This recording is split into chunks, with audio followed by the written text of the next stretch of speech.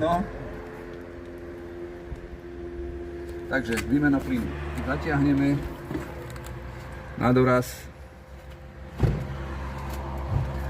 Tieto blicky sú v aute, že si nastavím.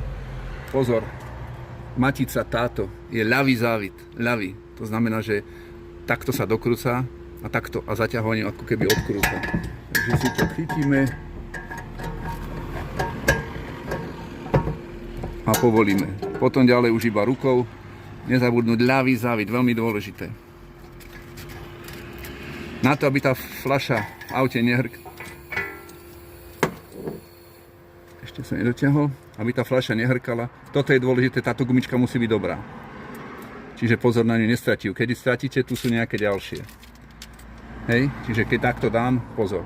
Aby nehrkala v aute, fľaša je dôležité ju vždy zapasať. Dobre, môžeš prestať. Kúpili sme novú fľašu, takže pozor, zase opačný závit. Týmto sa to povoluje. Keby nám došli gumičky, tu je ešte gumička, ktorá sa dá použiť, takže si to nechajte niekde. Vkladanie je trošku komplikované, lebo to tam pasuje na tesno, takže toto tu je dobre si niekde odložiť bokom.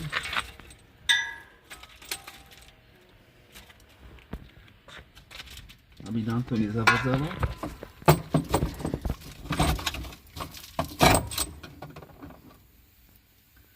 A teraz dávať. Je počuť cíťanie.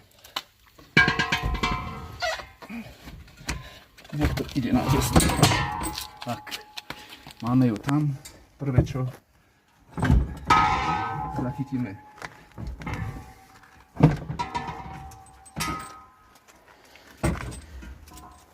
Zachytíme popruh, ktorý nám tam niekde capol.